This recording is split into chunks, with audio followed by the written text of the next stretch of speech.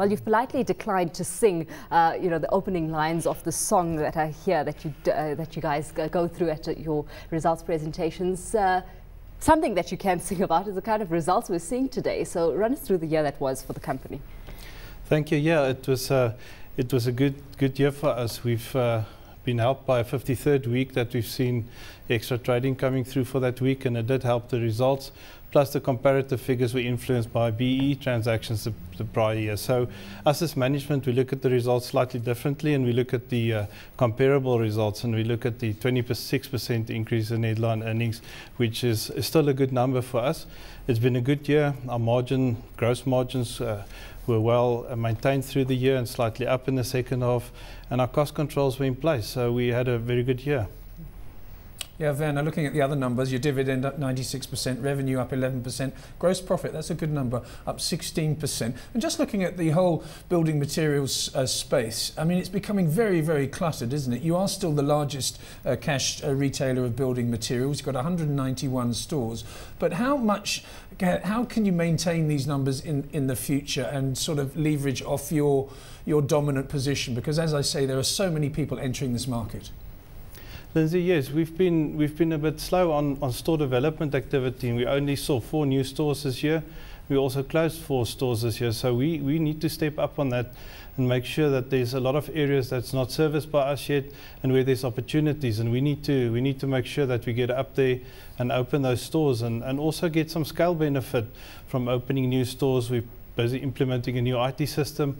All of that should give us the scale benefit that we should be able to keep and maintain that. Of course, we've spoken before, Werner, about your first mover advantage into the rural area, and that certainly held you in good stead. What about in the urban areas and the competitive landscape there? Are you finding that the likes of a Builder's Warehouse, for example, the operation that's been established by Walmart, is giving you a bit more competition, given the muscle that Walmart brings with it?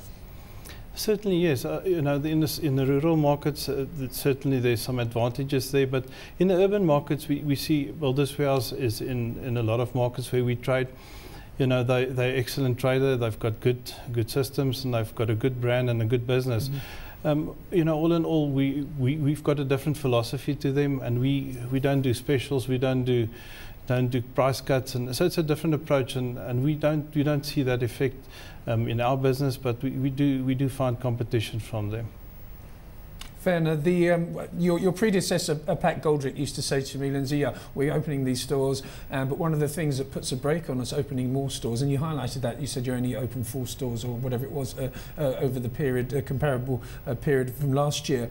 But is it a question of not finding the correct locations for those stores, and that has hampered your expansion plans? Lindsay, yes, to a certain extent, we do see that the sites is becoming a problem in certain areas.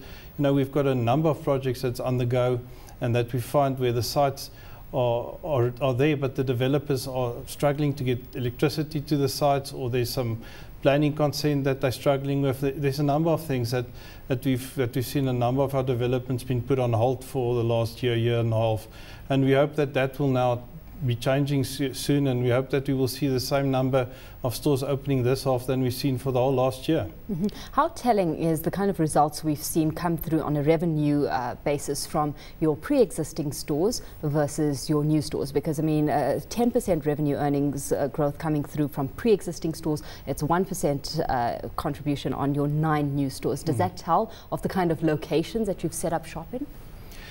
No, it's just the comparison of 9 stores versus the 190 is getting smaller than in the past, when we used to open 10 or even 17 stores on a base of 120, 130 stores. So I don't think there's any specific thing to read into that. Werner, the transactions were up 2% over this period, the 53 weeks. And you say in your results presentation, you say that has got to become an area of focus for management. In other words, you're disappointed with it. I mean, give us an idea of what your sort of target for an increase in transactions might be. Lindsay, it is disappointing, especially when you take out the 53rd week. That number is flat on the previous year in terms of customer numbers. So it is disappointing for us. We look at an existing business to grow our transactions by 3-4% a year, which would give us that growth we need. And then obviously adding the new stores gives us that growth that we would expect. Do we see some of these profit margins coming under pressure, because you still managed to increase your profit margins up to 23.3%, and that's 0.8% higher than the previous time? With the strategy in mind, will that become tougher to do? Definitely.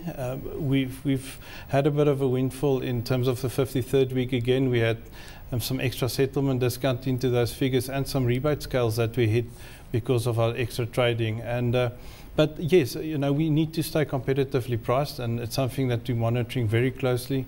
We've seen subsequent to year-end that our trading hasn't been that positive. We're only up 5%, you know, and that's part of the area where we're focusing on, is to make sure that our margins are at the right levels and not getting on the high side. Costs up 9%, 3% inflation, so the other 6% presumably must be staff costs, and I know you're very, very keen on maintaining high service levels. Am I right? Is that 6% merely increased staffing levels?